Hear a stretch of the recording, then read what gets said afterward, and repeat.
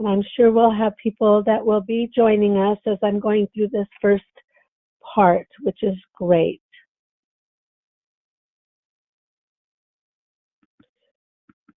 So good morning, everyone, and welcome. This webinar is brought to you by Strategies 2.0, a statewide collaborative funded by the California Office of Child Abuse Prevention. Today's webinar is Protective Factors, Strengthening Children, Families, and Communities During a Pandemic. The webinar is scheduled from 10 to 11:30. I'm really glad that you've all joined us today. My name is Carrie Collins, and I am a trainer and consultant with Strategies 2.0. I will be facilitating today's webinar. My role is to introduce the topic and the presenter, keep track of time, and help the presenters and the participants in any way that I can. In a moment, I will introduce Katie to you, but right now I just want to go over a few of the webinar guidelines. So you are all joining us today on GoToTraining. You all have a kind of reddish orange arrow, and if you click on that, it will open and close the toolbar. Let me make sure that all of our participants are muted. I'm hearing some kind of background sound. So you have control. You can open or close that toolbar. You have joined us today either by telephone or you are on your computer microphone and speakers. If you've joined us by telephone, you've clicked on that little circle that says telephone. It will give you a phone number. It will give you the access code, and it will also give you a PIN number. It's really important that you enter the access code and the PIN number, because if you want to be unmuted later on in the presentation, I would not be able to unmute you unless you've done that. You'll all see that you have a chat box. We will be asking you some chat box questions today, and we hope that you will participate in today's webinar by putting your responses into the chat box. We'll also be having some polling questions that we will be asking you. In the materials section, you have a copy of today's PowerPoint, but you will also receive that following today's presentation. You will get a follow-up email from my colleague Alma, who is supporting me on the call today. You'll get a link to the webinar, and you'll also receive a PDF form of today's PowerPoint. But it's also in your materials section if you wanted to access that. If you raise your hand, we will be able to unmute you so that you can ask a question. But I want you to know that right now you are all muted, so you don't need to worry about any background noise that could be going on in your house. We're all home now with our children and our families and our pets, and so we have eliminated all that background noise for you.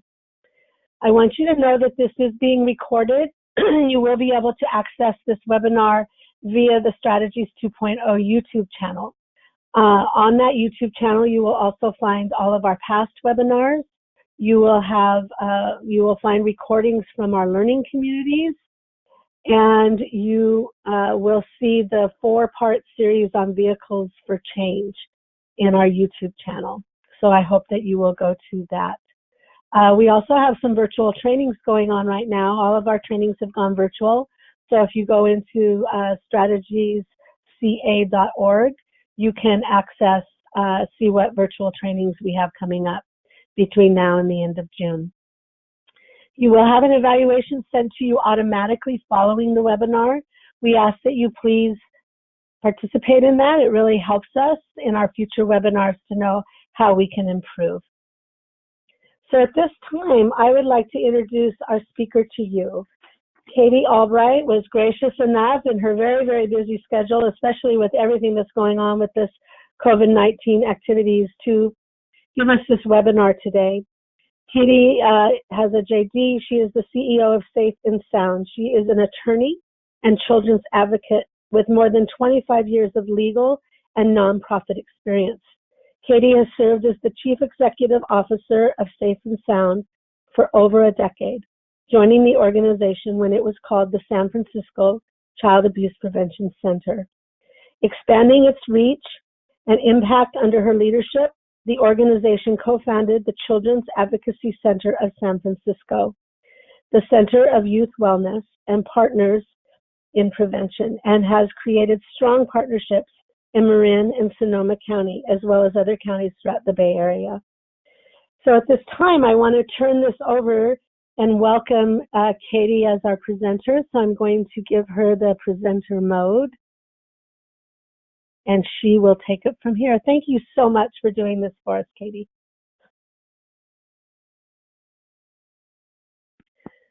Absolutely, Carrie. Absolutely, okay. Carrie. Thank you so much. I muted myself because I have some background noise. There's some construction going on at my house. So hopefully that will not disturb our presentation today. I'm so excited to be with you, and so grateful to you, Carrie, and so grateful to Strategies 2.0 for including me today. As you said, I'm Katie Albright. I'm the CEO of Safe and Sound, and our conversation today is about protective factors, strengthening children, families, and community during a pandemic.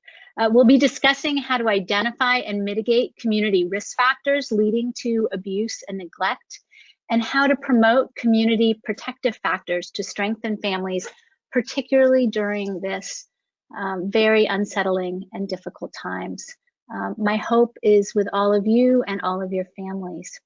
I wanted to spend a few minutes reviewing our agenda so we have a roadmap for our conversation today. First, we'll be doing a welcome and introduction. Carrie, I already feel like we've started that off, so thank you. And then we'll be having a discussion about trauma and adverse childhood experiences. I know that many on this call are very well versed and knowledgeable in that area, so I'll run through that information relatively quickly, but it will provide some grounding for our conversation. Next, we'll be talking about child maltreatment specifically and risk factors at a community level, and then talk about protective factors, again, focused at a community level. And finally, we'll be doing an activity together on how to take actions to both mitigate those risk factors and strengthen those protective factors at a community level. And really, I hope that's an opportunity for all of us to engage and be interactive and have a discussion as we go forward. So throughout my presentation, I will be looking at the chat and taking questions. Carrie, thank you, and Alma for helping on that.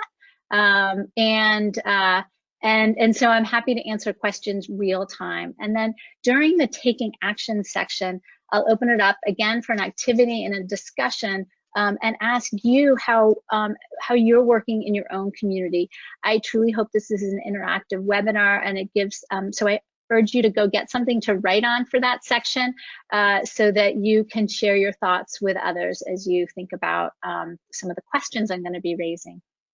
My goal in conducting this webinar today is to spark a widespread discussion on what we can do to protect children and strengthen families at a state, at a county, and at a community level. So much of our work is focused at an individual level, at working with a child, working with an individual family. And I really want to take this conversation to a community level and ask, what can we do together? Before I start, I wanted to do a check-in, really a trauma-informed check-in, something that we always do at Safe and Sound, and also to ask who's going to be joining us, who's on our webinar call today. So if you could type in the chat, and I know there's a chat going, how are you really doing? And the second question is, what are you grateful for? So I will start, and I won't type this into the chat, but while others are really thinking about those two questions, I'm really doing okay today. But frankly, if you ask me on any day, I might answer that this has been really hard. And it's challenging seeing what's going on in our community, and it's challenging trying to be optimistic every day, but I'm trying to do my best. And what I'm grateful for is my own family. I have two incredible teenagers that inspire me and help me think about what the future might bring for all of us. So I'll let others type in the chat on how they're doing. I see people that are doing better now as things are opening up in California, doing okay, grateful for adult children, thankful for safety, doing pretty well, grateful for work that we can do from home. Yes, absolutely. Friends and family. Yes, absolutely. Thank you all so much for joining in the chat. And earlier, Carrie led a discussion about what have we been doing during this time to keep us well, and you know, anywhere from meditation to classical music to walks to being with families to somebody can't hear me. So I'm hoping, Carrie, that you can hear me. I can hear you. Alma, I'll have Alma Sanchez, I'll have Alma Tovar work with you and see what the problem is. I can hear you well, so I'll address that. Okay, great. Thank you. Great, wonderful. And then my second set of questions, and Carrie, thank you so much for helping on this, is we're going to take a poll, and really wanted to know where people are from. So one poll we're going to ask is, what part of the state are you joining from? And we see others on the chat are joining from Antelope Valley, and I'm joining from San Francisco. I know others were joining from different places. We've selected these regions. Carrie, I'll turn it over to you to introduce this poll. Right. If you're having problem getting in the poll, sometimes if you minimize your screen, then you can get into the poll. Otherwise, please feel free to put it in the chat box. So when we talk about northern region, we're talking about Del Norte, Glen, Humboldt, Lake, Lassen, Mendocino, I can't pronounce some of these, Modoc, Plumas, Shasta, Siskiyou, well, I don't know how to say that, Tahoma, Trinity. Capital region and Sierra region would be Butte, Colusa, Placer, Sacramento, Solano, Sutter, Yola, Yuba, Alpine, Amador, Calaveras, El Dorado, Inyo, Mariposa, Mono, Nevada, Sierra, and Tuolumne. Valley region, Fresno, Kern, Kings, Madera, Merced, San Joaquin, Stanislaus, Tulare. Bay Area would be Alameda, Contra Costa, Marin, Monterey, Napa, San Benito, San Francisco, San Mateo, Santa Clara, Santa Cruz, and Sonoma. Southern California region, Imperial, Los Angeles, Orange, Riverside, San Bernardino, San Diego, San Luis Obispo, Santa Barbara, Ventura. So I only have about 56% of you that have voted so far. I'm going to keep this open for a little bit longer. Thank you, Heidi. Like I said, if for some reason you're having trouble getting into the poll, please feel free to put your response in the chat box. But if you minimize your screen, that sometimes helps get you into the poll. So I'm going to wait about 10 seconds more. And these regions are those set by Strategies 2.0, and it's amazing to see how many places people are from and joining us today. It really shows the depth and breadth of Strategies outreach. Right. I've had the honor and privilege of spending a lot of time in the Valley region, the Sierra region, and the Southern California region. All right, I'm going to go ahead and close this in 5, 4, 3, 2, 1. And I'll share the results with you. So we have the biggest majority, 45%, are in the Southern California region, 28% from the Valley region, 10% from the Northern region and the Capital Sierra region, and 8% from the Bay Area region. It's great. Well, thank you, everyone, for joining us. And then the next questions is really, what type of work do you do? And Carrie, I think we had broke this out into 2 questions. One, asking what kind of organization you work with, and the other is, within that organization, what's the kind of work that you do? So turn it back over to you, Carrie. Right. That poll. So the first one is I work for, so government agency, nonprofit organization, faith-based nonprofit, or other, and write that in the chat box if you are an other.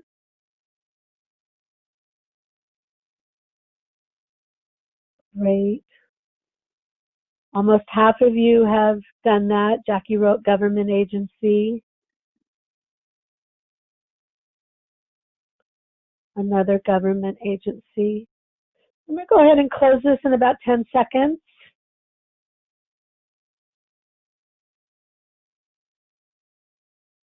In 5, 4, 3, 2, and I'm going to close it and share the results. So we have the majority nonprofit organizations, 84%, 12% government agency, 5% other. Alma, can you read out a few of those others for us? Yes, Early Head Start and Foster Care Facility, nonprofit. Let's see. I'm going to scroll up. Public school, government agency, a lot of government agencies. Southern California, Right. San Bernardino. Yes. Thank you. I'm going to hide that. And then do you want me to go ahead and launch the next poll, Katie? That would be great. Okay, so we kind of want to know the main area of work. Direct services or on the front line or as a supervisor, community education, policy and advocacy, administration management. And of course, if you can't get into the poll, please feel free to put that in the chat box. We have some direct services. Thank you, Imelda. Heidi is also direct services.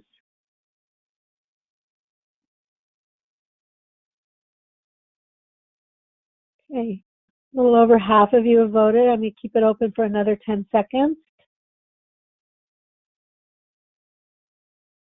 So impressed with all of you that are doing direct services because you are just making sure that families are being taken care of. After school program from Laura. Okay, I'm going to go ahead and close this in 5, 4, 3, 2, 1, and share the results. So 85% direct services, you know, on the front line or as a supervisor, and I know you've all been so busy. 15% in community education, 5% in policy and advocacy, and 8% administration management. Alma, did we have some responses in the chat box? None. Okay, thank you. All right, back to you, Katie. Thank you so much. And it's wonderful that everyone is joining us on all the work that you do and sharing the gratitude that you, Carrie mentioned, for everybody doing the work directly with our community members and families. So thank you. I want to share my one more gratitude, which is that Safe and Sound has many partners that have helped us in and contributed to the work that I'm going to share with you today. And so I wanted to be able to list all those partners with you right on the screen right now. So thank you to so many people, because it truly does take a community and many stand behind our work. Let me share with you a little bit more about Safe and Sound. We are a community-based organization in San Francisco. We are truly committed to strengthening families and ending child abuse. We were founded more than 45 years ago in San Francisco by an incredible pediatrician who was actually an epidemiologist working with then Mayor Feinstein on HIV/AIDS. And he was a college roommate of Dr. Henry Kemp, who many of you may know was the first a real founder of the child abuse prevention movement, beginning with the writing of The Battered Child. And Dr. Kemp called his roommate, Dr. Grossman, and said, can you help spread the word about child abuse prevention in California? One of the first things that they did was create the Child Abuse Center, which we now all know as the Child Abuse Prevention Councils. We have one in every jurisdiction throughout California. And their work was really to think about how we can bring a movement together around prevention, and how can we move this work forward, and how can we bring community together to protect children and strengthen families.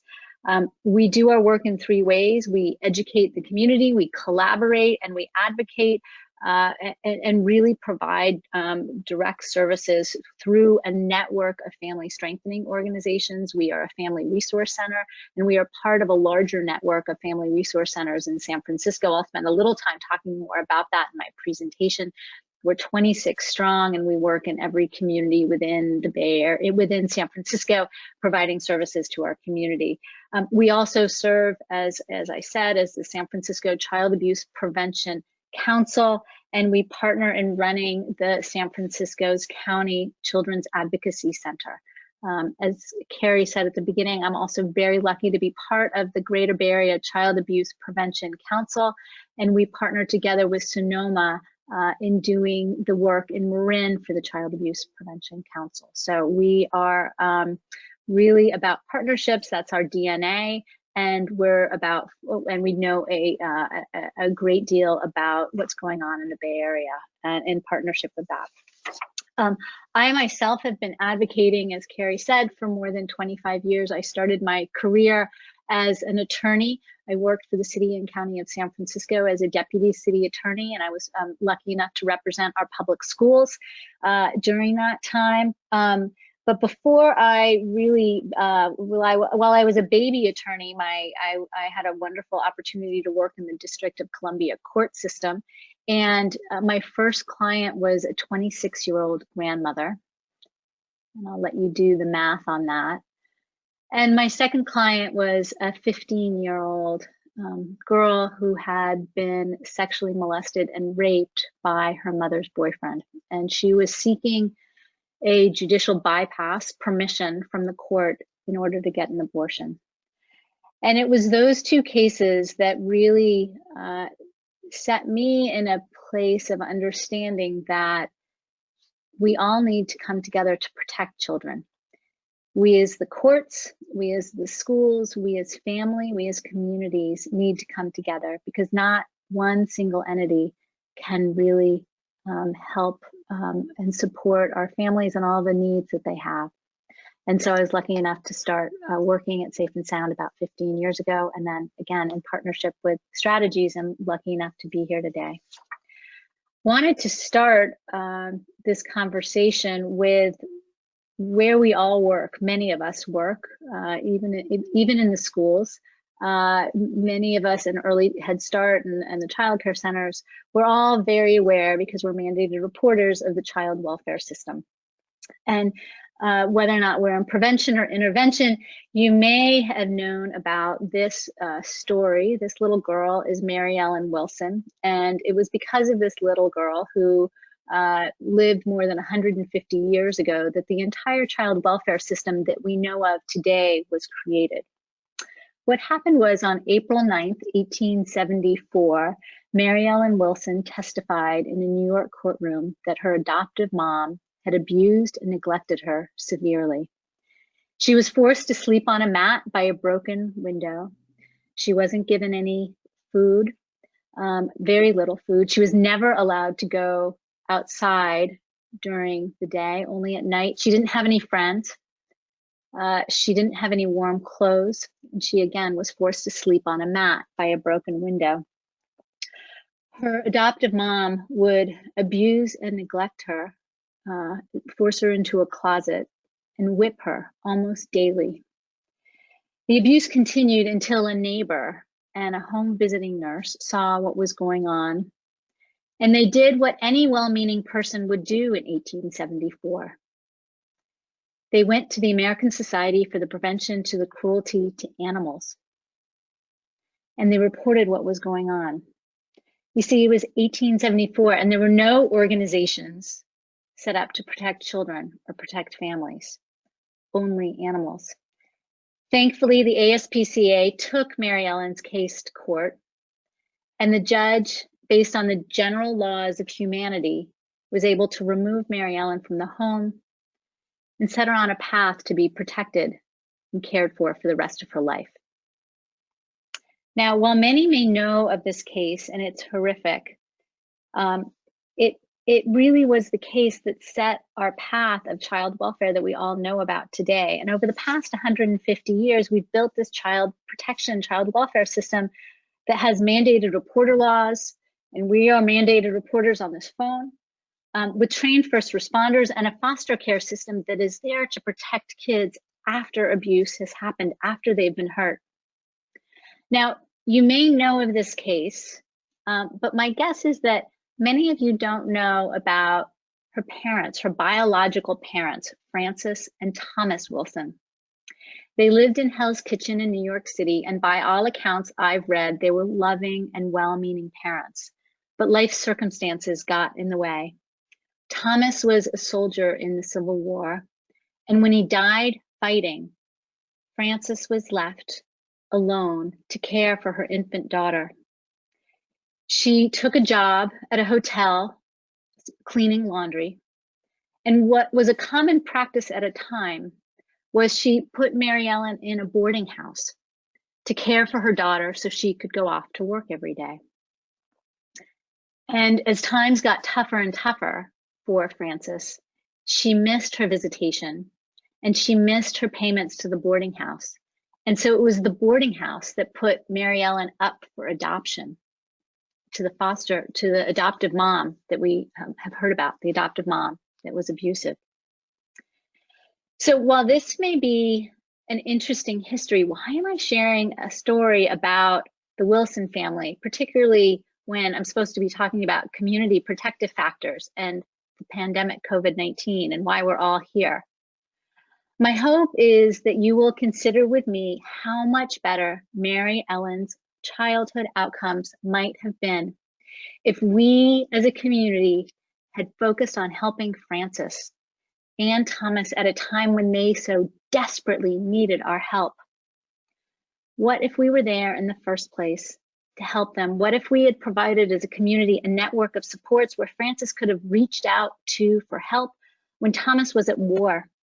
Help for access to food, to housing, to childcare? What if there were counseling services that were available to help Frances through her grief when Thomas died? Help her cope with the loss of caring and caring for her infant daughter. Help her to find income, help her to find housing. What if there were support groups that were there just to help her be a parent? So I get a little teary-eyed now because frankly, this is the world that we're living in right now. We're facing similar circumstances where the families that we are serving are facing the same circumstances that Frances and Mary Ellen dealt with more than 150 years ago. Moms taking care of and dads taking care of their children without adequate food, without housing, without childcare, or other families to be there to help. That's why I'm sharing this story. How can we look at the lessons of the past and think about how to change the future? To think about that, what I'd like to do is present a model that many of you may know. It's an ecological model. This is something that Safe and Sound uses to think about how to protect children and strengthen families.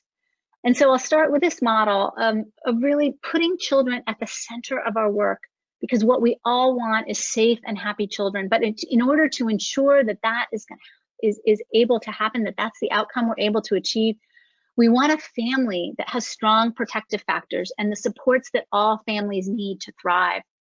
And in order for families to thrive, we need an engaged community that takes action to protect children. And depending if you're living in a city or in a county, or like San Francisco, a city and a county, you need a strong system that is efficient and effective to be able to support our community. And ultimately, if we're going to protect children and strengthen families, we need a healthy society that does not tolerate abuse. This is the ideal state. However, we know that trauma and early adversities jeopardize this ideal state. So I'm going to spend a little bit of time talking about trauma, and more specifically, adverse childhood experiences. We call them ACEs. You may have read or heard about ACEs. For those that have not, I'll run through this so we're all on the same footing and same ground. It was a study by Dr. Vincent Folletti of Kaiser Permanente in partnership with Dr. Richard Onda at the Center for Disease Control, and it began in the late 1990s.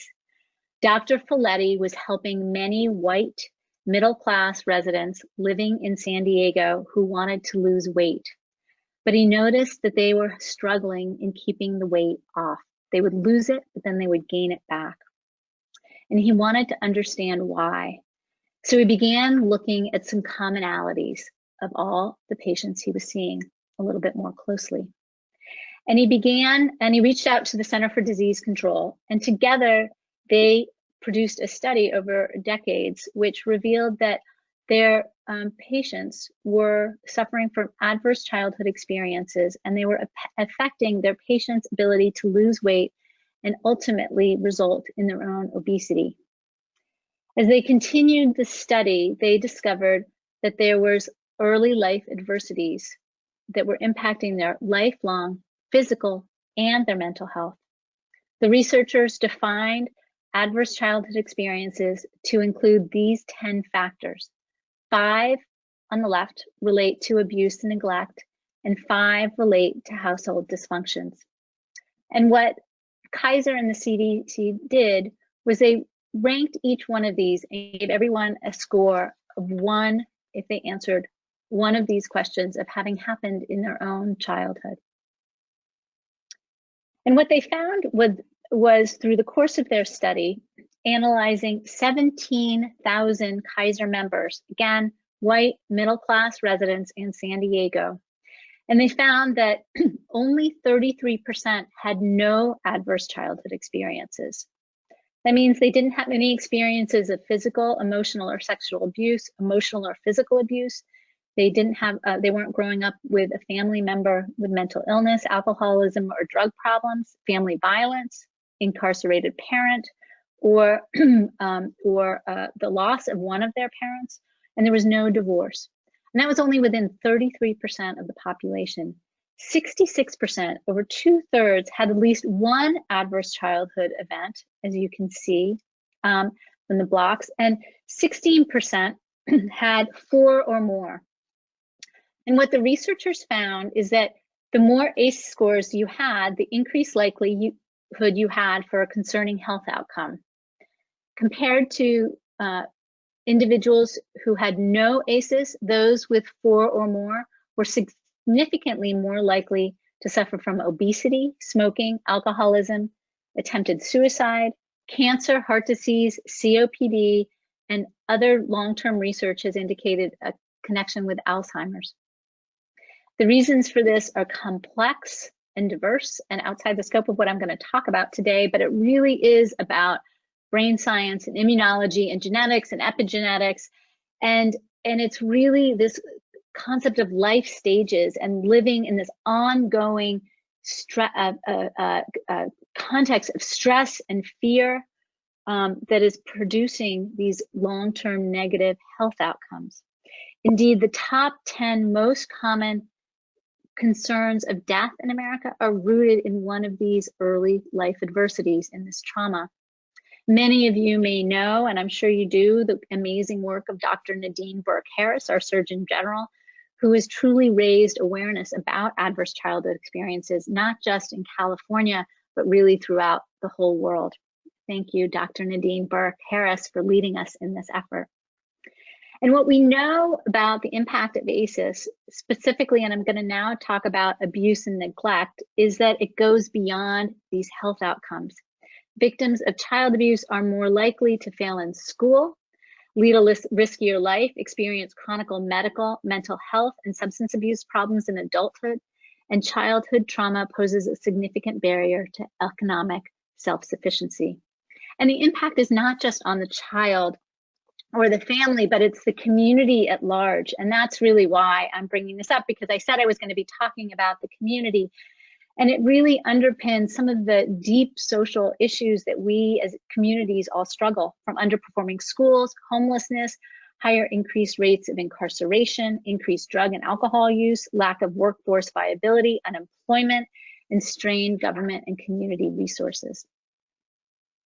As the research continued around adverse childhood experiences, it went beyond looking at those original 10 experiences, which are in the top half of the slide, and it began looking at community environmental impact and factors, these underlying root cause issues like poverty and violence and lack of housing and homelessness, discrimination, community disruption, and lack of opportunity and economic supports. As we reflect on shelter in place and COVID-19, we have to include those impacts into this adverse community environment, because truly we are all living in a place where we're putting greater and more significant stressors on families who are already facing major adversities in California and frankly around our whole world. And as families attempt to navigate these new public health safety protocols with school closures, uncertain childcare arrangements, job loss, social isolation, and significant barriers to supports of all kinds, really we are depleting our resiliency, and we're all trying to manage in this new way. These hardships can increase the risk of child abuse and neglect. So let me talk about risk factors, and I'll pause just briefly to see if there are any questions, and if you do, please raise them in the chat. I don't see any questions at this point. Let's pause for just a second, see if anybody wants to put any questions to Katie in the chat box at this point. And poor Erica, your hand keeps going up, but I hear it's a glitch. Unless you want us to unmute you.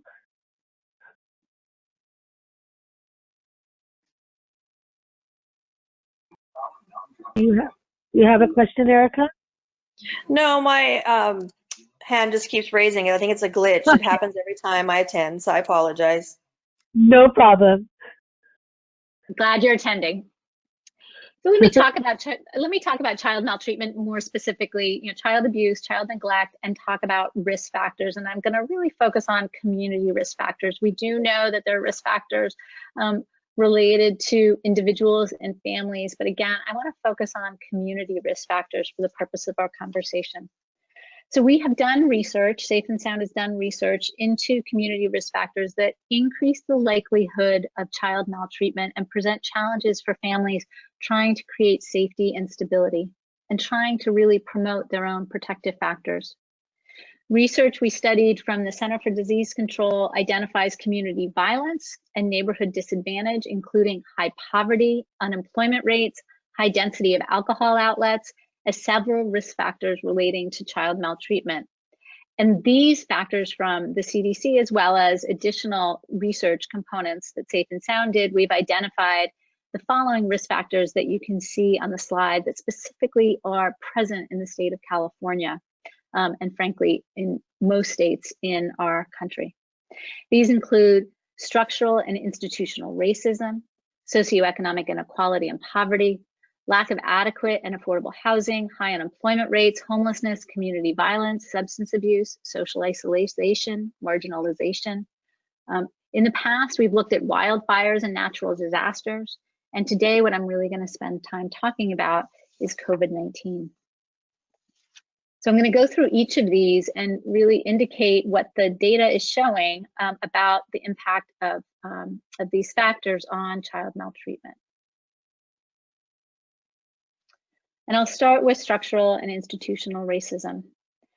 And I have to do this within the context of what we're seeing in the national news every day and the racist behavior and conduct and actions and statements that so many people in our world are taking against communities of color. COVID-19 has exposed something that we've all seen and sometimes been conscious of, and we see it in our child welfare system as well. We know that child maltreatment is not bound by zip codes, economic status, race, or ethnicity, and yet child maltreatment reports and substantiated cases disproportionately affect people of color and low-income communities.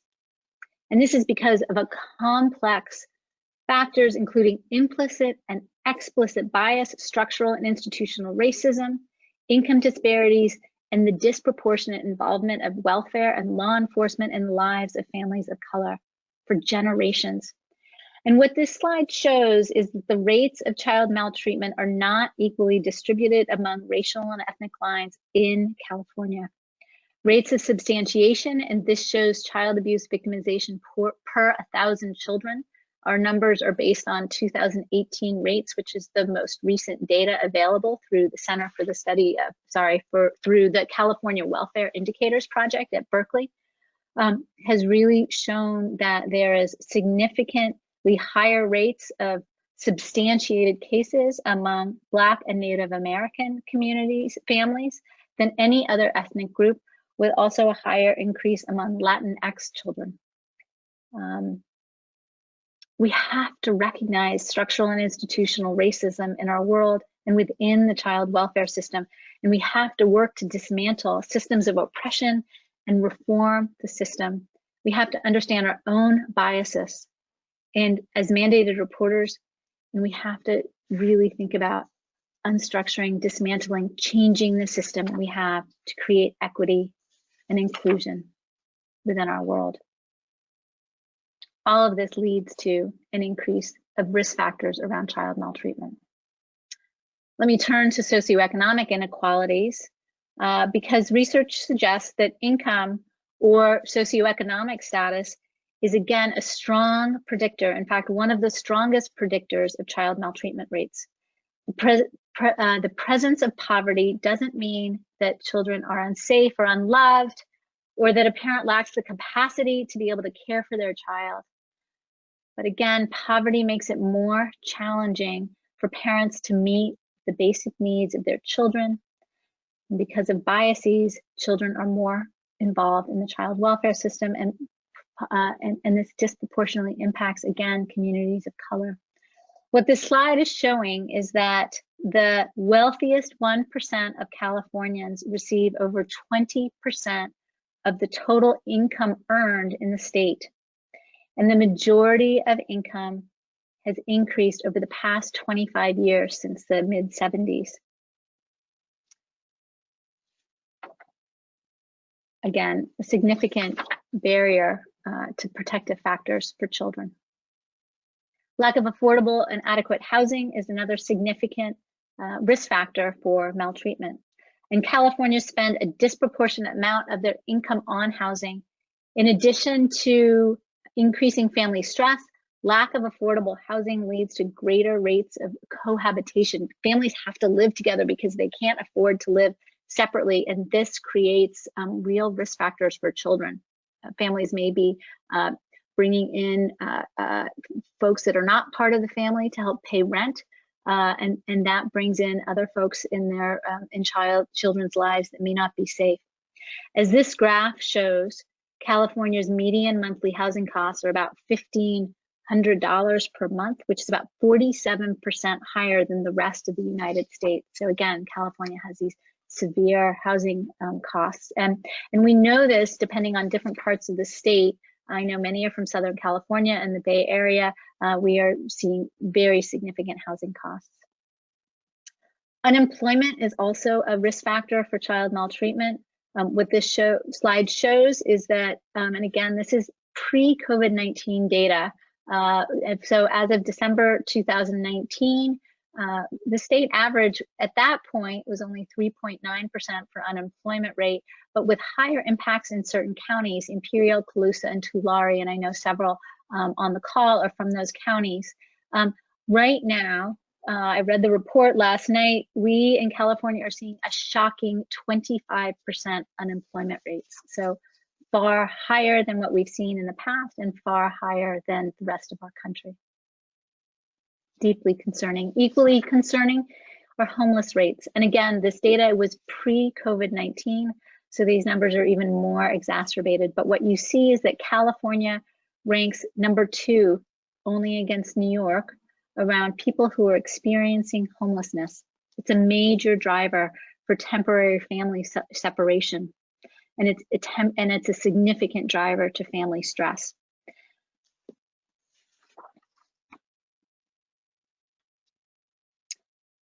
other thing that's troubling about this is that when we think about homelessness, its impact around California is very disparate, very different depending on where you're from. But what we see is that compared to other states, homelessness is a deep challenge for families. Families are living on streets, in cars, in abandoned buildings, and in other places that just frankly aren't suitable for families to live in, for no one to live in. In 2019, again, pre-COVID, all of the 5 cities around our country that had unsheltered families, the highest levels of unsheltered families were around the entire country, were 5 California communities. Community violence is another factor that is significantly leading to child maltreatment. And across the state, families are exposed to a culture of violence, whether or not it's property crimes or violent crimes. And you can see that San Francisco in the Bay Area has one of the highest property crimes. And you can see other counties, Alameda, Alpine, and Shasta, that are above the state average. There are reports with shelter in place that community violence has decreased. And I think what we need to see is really where that data goes as we come out of shelter in place, and as more data comes to bear on that issue. Substance abuse is another risk factor for child maltreatment. Families with problematic alcohol or drug use experience trauma and strain and fear. And certain kinds of substance abuse are more common in California than for the rest of the country. As you can see from this graph, and these are 2017, 2018 data, an estimated 6.3% of California population consumed a problematic amount of alcohol. And this is based on information from the Substance Abuse and Mental Health Services Administration. So not a judgment call by Safe and Sound, but government administration that indicates that an estimated 6.3% of Californians consumed a problematic amount of alcohol, compared to 5.7% for the rest of the country during that same period. And you can see other uses of drug and use around the state compared to the rest of the country. California also experiences a high level of isolation and marginalization. And anyone who has lived in California for, frankly, any period of time, in most communities, you've seen this big churn where people are coming in and leaving the state or moving within the state. And what this graph ultimately shows is that the blue line are a high influx of families moving into the state, an even higher number of families moving out of the state, and a vastly higher number of families moving within the state. And what this ultimately means for children and families is an increase of isolation, a separation, a lack of connection. Do we know our neighbors? Do we have community members that are there to watch kids, to know and how to help families? And this is what this graph is showing. And when that happens, when we break down that community network, those social connections, we're increasing the risk of child maltreatment. Finally, I want to talk about COVID-19, and I invite you to use the chat function to share what is happening in your community, because COVID-19 and shelter in place is a significant risk factor for increasing the possibility of child abuse. And I want to talk about the data that we are seeing. And I know that there are many government partners on the phone, and many whom we've spoken with, and other experts around the country are extremely concerned about how kids are, whether or not they're safe and what their well-being is during this time. And I know that we've all read countless articles, or many articles about this, but to summarize, days after schools closed, child abuse reporting decreased across the state somewhere between 40 to 75%. In Los Angeles, I understand it was about 75%. In the Bay Area, it's about 50%. It happened for a variety of reasons, but many believe because children weren't in school, and the mandated reporters, the teachers, the educators, the other folks in school weren't there to be able to see and be with kids and see what was going on. It's extremely troubling and concerning. At the same time, kids were disconnected from their own networks and from the mental health and physical health supports, that the wellness centers that they may have at school. We're beginning to see survey data out of the United Kingdom, Britain, which is indicating that children's mental health is dramatically decreasing this time. A key finding is that 51% of students agree that the pandemic has made their mental health worse, and 32% said much worse. And again, those were findings in the United Kingdom. They also asked, like, what were kids doing? And we probably see this in our own work, but that, you know, what they were doing to bolster their own resiliency was face-to-face calls, watching TV, exercising, and learning, trying to learn new skills. We also at this time have seen a dramatic decrease up and down around domestic violence and the number of domestic violence calls that are being made. And this is very reflective of what we were seeing in China. Reports of domestic violence in China tripled, and at the same time they saw a co-occurrence of the number of rates of child abuse and exploitation were reported. What we've seen in the United States is that in Chicago during the first 2 weeks of the pandemic, we saw calls to the hotline and to warm lines, parental warm lines, actually increase by double. In other places that were more densely populated, New York, Los Angeles, the Bay Area, we've seen that while we believe that there's a worsening of the situation, those people are accessing those warm lines, and reports and calls to the warm line are actually going down. So deeply concerning about what's happening, and different things are happening in different places. So I encourage you to write in your chat about what are you seeing in your own communities with respect to the impact of COVID-19 on families? And while you're doing that, I'll continue to share more, and particularly what we're seeing in San Francisco and the Bay Area is deep food insecurity. I'm just going to call it hunger. People are not able to access food.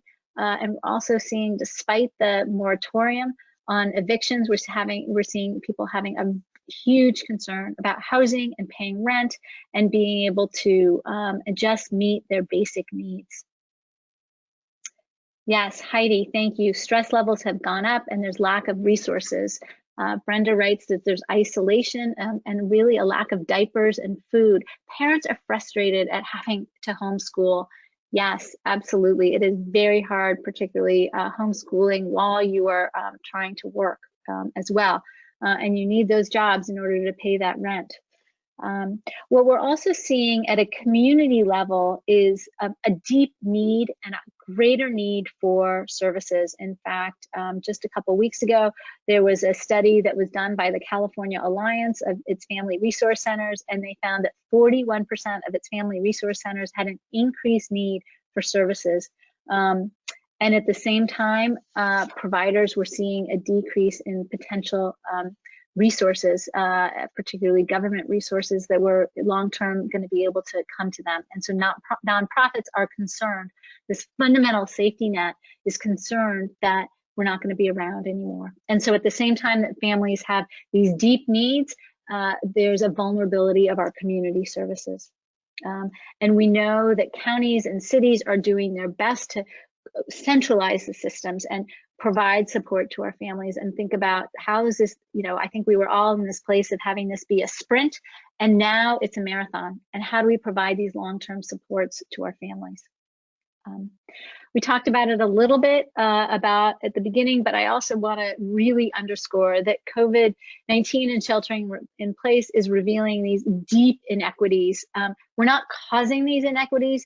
They've truly always been there, and we're seeing inequities both at the health and the economic impacts on communities of color, as well as tragic and deeply concerning acts of racism and xenophobia that is impacting our communities. And these structural inequities are deepening even as we try to help.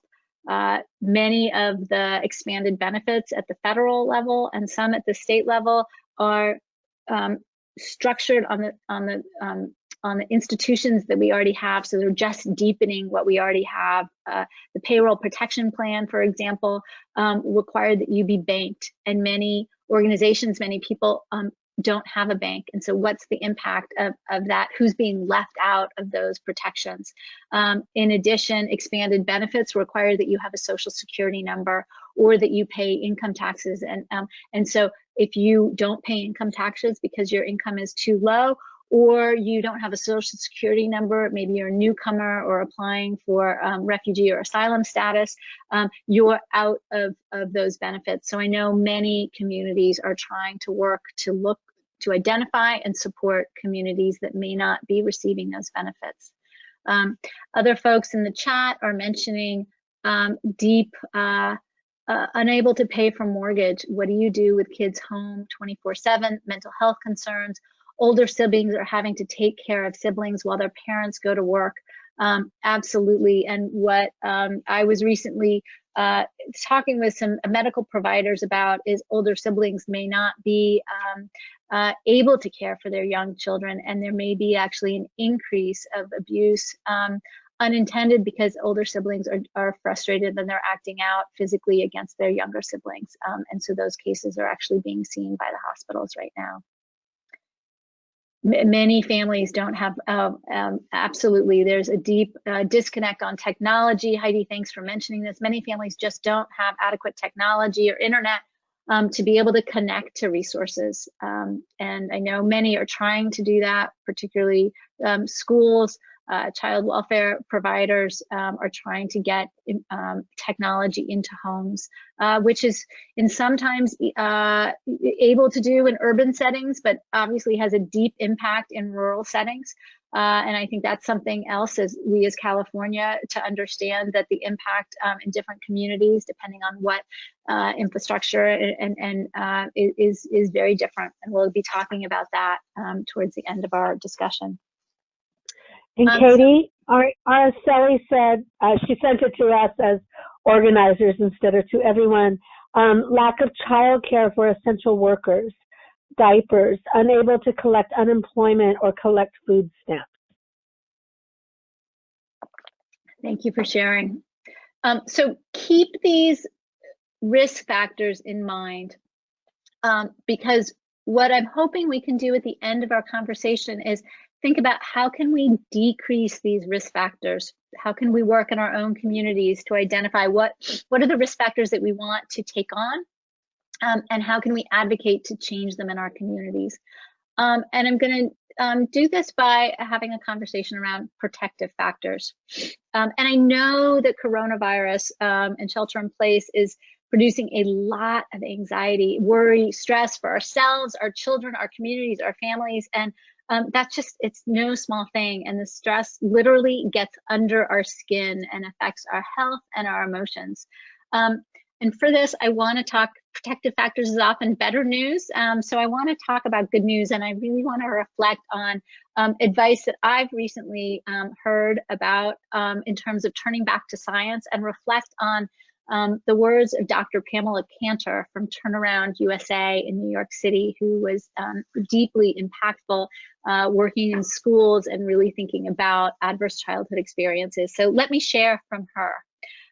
She talks about the fact that humans have this stress response system that mediates this hormone cortisol, and that's what creates this flight or fight or freeze response. And in small doses, cortisol is actually very helpful. In fact, I probably have cortisol going on right now, normal stress as I'm giving this presentation.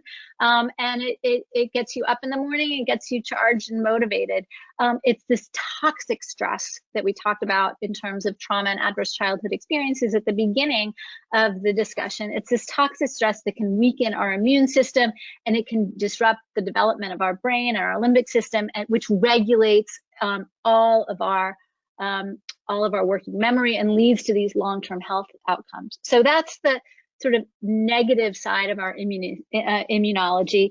But there's another hormone, and it's sort of this other hormone that Dr. Cantor talks about that's really our own personal protective factor, and this hormone's oxytocin. And if you haven't given a socially distant acceptable hug in your family, I highly recommend you do. I think you give a hug for 11 seconds and it releases your oxytocin. And it releases these same structures that cortisol does in your brain, and it produces these feelings of love and trust and safety. And it's real.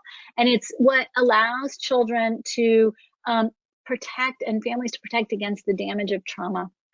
And it's this oxytocin that helps us understand that there's actually a biological basis for safety. And it means that we have this powerful tool within us as humans to manage stress and to help our young people and our families manage their own stress. And it's why relationships are so important. Dr. Cantor really emphasizes for us, and she focuses on the importance of relationships, routines, and resiliency. And so I want to take that concept of that individual oxytocin and think about, could we have oxytocin for communities? What would that look like if we really tried to strengthen our families and our communities by focusing on relationships? And so let me focus on these community factors. We know in the Strengthening Families field that there are 5 protective factors that are critical to families. This is research from the Center for the Study of Social Policy in Washington, D.C. They looked at what are the critical 5 protective factors families need in order to protect their children and keep safety. Children's social emotional competencies, and it's wonderful that there's so many Head Start and early Head Start and educators on the phone, because it's critical that the work that you're doing in your schools is helping to build those social emotional competencies of children. We also need to know that parents have knowledge of parenting and child development. Do parents understand children's ages and stages of life, and how can they help them grow? Parent resiliency is so important now and always, and how do parents and caregivers weather the ups and downs of life, and how can we help them bounce back and stay optimistic and stay resilient in this time? And equally important, family social connections. How can we create opportunities for families to reach out to for help in times of crisis and in times of joy, and ensure that families aren't so deeply isolated from all the different factors that may impact their lives. But how do we create community? And that creation of community is what helps protect kids.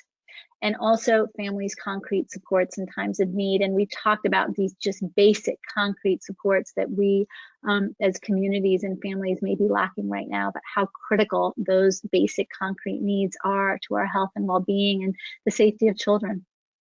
So let me take that again. That was the individual protective factors. So let me go up to community protective factors. And these are all protective factors. Looks like Brenda is saying something's gone silent. So I'll pause for a second to make sure that people can hear me. I can still hear you.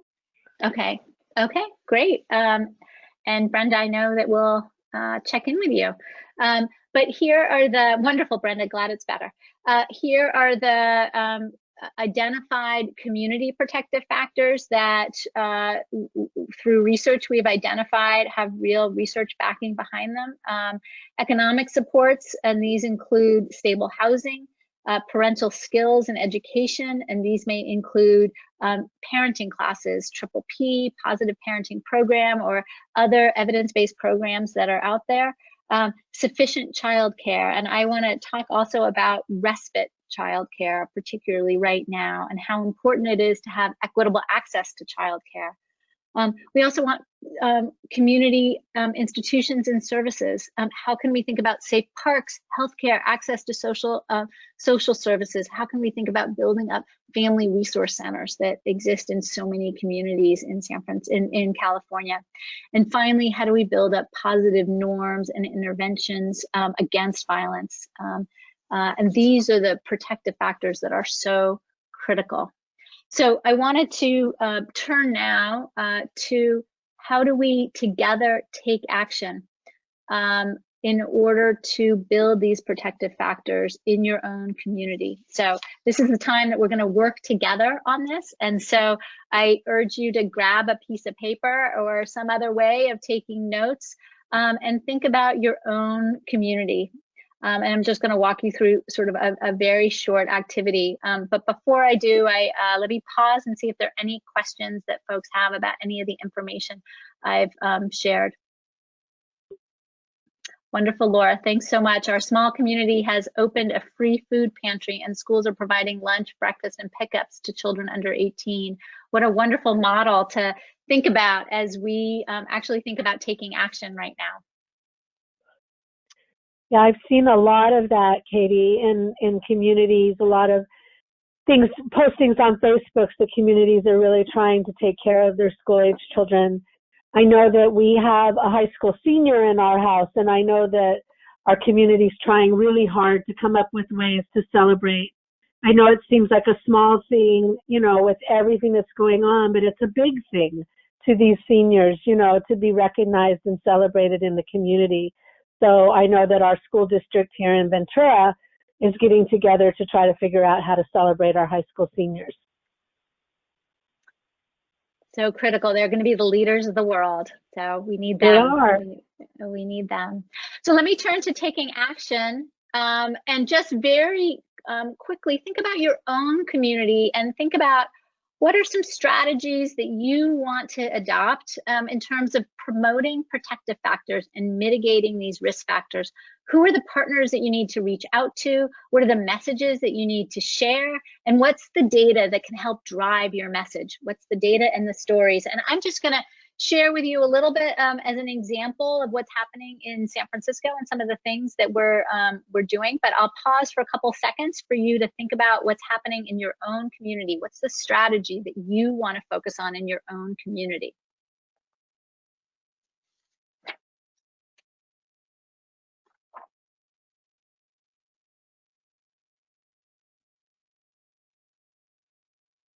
Okay. And with that community, with that strategy in mind, answer these questions for yourself. What are the assets in your community to build community protective factors? Many have talked about this incredible creativity and innovation to create new programs that are happening, this sort of real sense of community coming together to adopt senior drives in food banks and really be out there helping to cook. So people are your community asset. And what are the gaps in your community that prevent you from building these protective factors? And finally, you might have a list of many. So how are you going to prioritize them? And you may prioritize them based on what partnerships you have in existence, what the impact of that protective factor would be, and what that community need might be. I'll pause a second while people are thinking about it.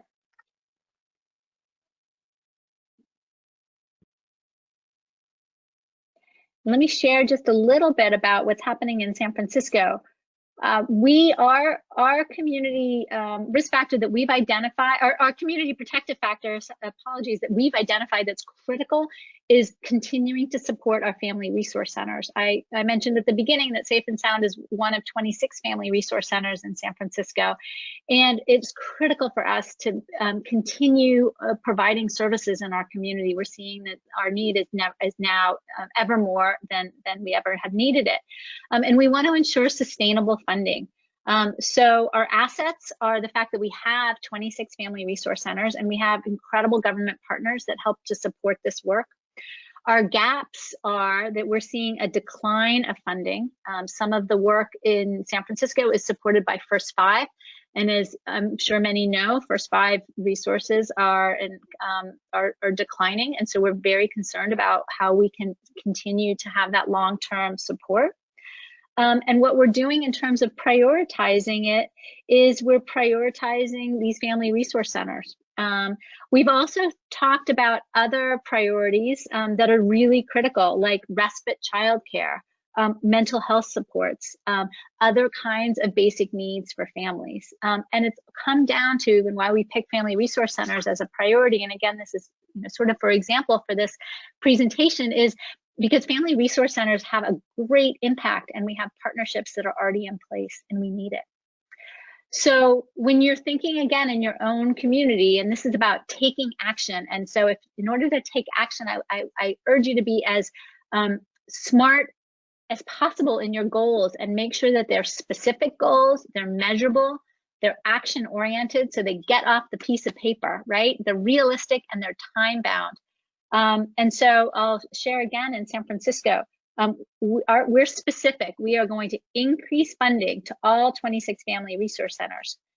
It's measurable. We're going to put a dollar figure on how much we want to raise. It's action oriented. We are going to go to our board of supervisors and our mayor and help and try to get partnership with our elected officials in raising resources and stable and keeping our family resource centers sustainable. It's realistic. We believe it is. We're optimistic. We know it's going to be difficult, but now is the time. If not now, when? In order to support our families and support our communities. And it's time bound. We are trying very hard to make this advocacy push between now and the time our city budget gets passed in the next couple months. So we are actively working on it. So that's our SMART goal. So I'll pause for a second and have you think about what's your SMART goal. How can you get your measure that you want move forward, that protective factor that you want move forward? How do you get that to be a SMART goal?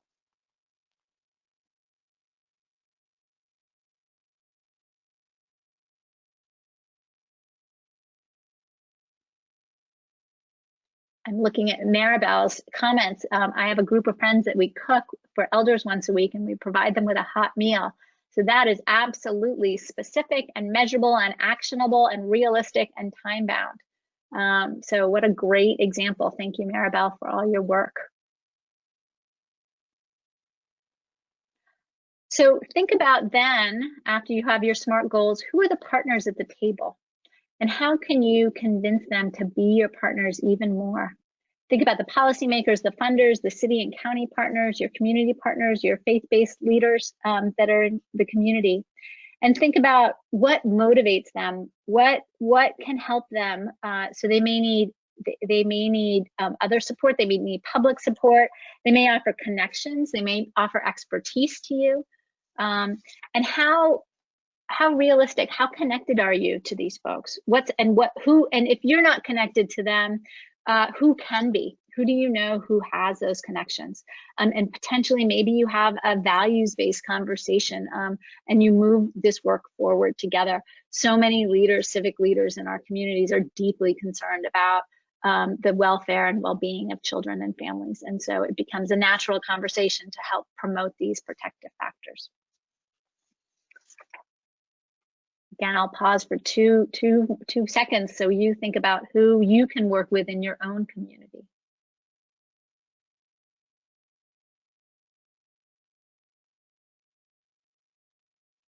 Okay, and then once you have those folks in mind who you want to communicate with, what are you going to say? How are you going to persuade them to move your strategy forward? So I urge you to think about what are the stories in your community and what data do you need in your community to be able to move it forward. So in San Francisco, again, thinking about family resource centers, one of the things that we really focus on is sharing the stories of our families with our elected officials so that they really understand what families are struggling with and what they need. And we share data. And we look at how many families actually need housing, how many families are food insecure, how many families in our community need diapers, and how many diapers are we distributing. In fact, over the last couple of weeks, we distributed about 100,000 diapers, which is so critical. And so you want to make sure that you're touching on that data. And I want to end with this, with an offer to really think about, Heidi, I love your comment. Wow, this is amazing. And I think that this is amazing as regarding all of these incredible comments and the things that people are doing. So please write in your chat about what you're doing in your communities. And I'll give that a few minutes. So what's your community protective factor that you're focused on? What are you going to say? Who are your partners?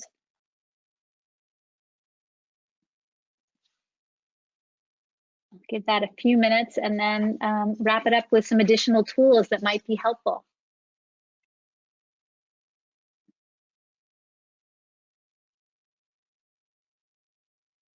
And Carrie, let me know if you think this would be a good time to open it up for comments, or we can stick with the chat. Absolutely. Does anybody want to raise their hand and say something out loud? I would be happy to unmute you if you wanted to do that. We have some amazing things going on in the state of California. I don't see any hands raised at this point. Okay, well, please continue to share ideas, because the way we are able to do this work together is if we share great ideas with our community. So I encourage you to do that. And in the meantime, let me share with you some information that may help in your own community. So Safe and Sound has been disseminating a report called The Economics of Child Abuse. We've done this for the last 2 years.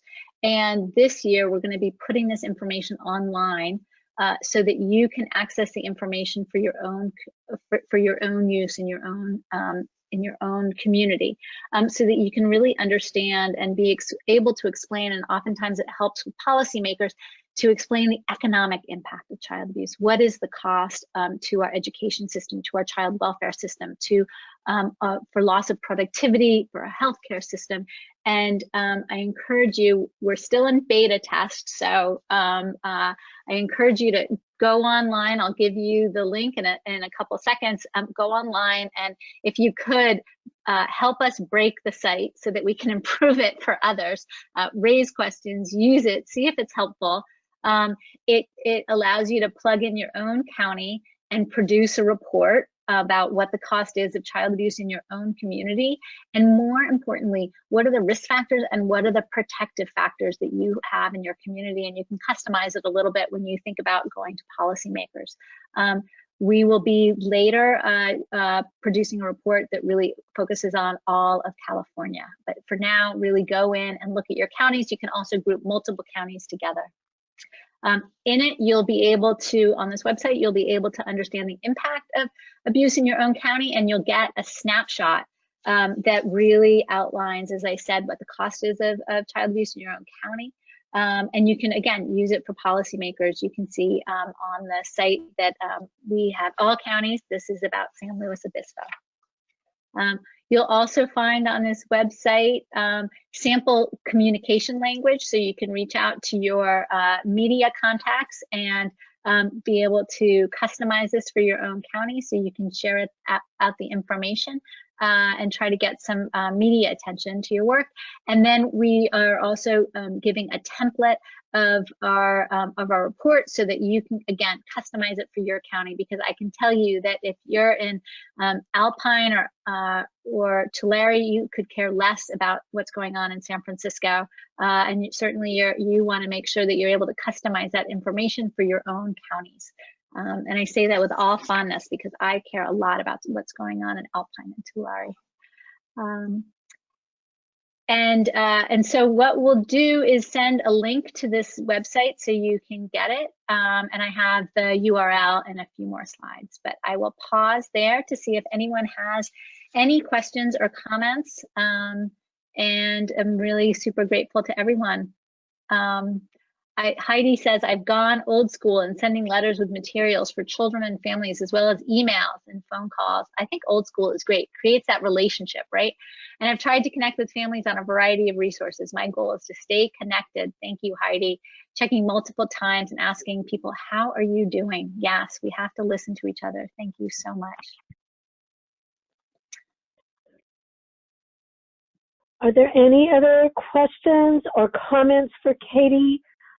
I know that I'm working personally with 3 counties, with Ventura, Santa Barbara and San Luis Obispo County, and I know that they have used your website so many times to help them get that message out to the, to the county boards and, all these different people that they really want to get involved in what's going on. So I know it's been really, really an important part of the work and the message that they're trying to get out there.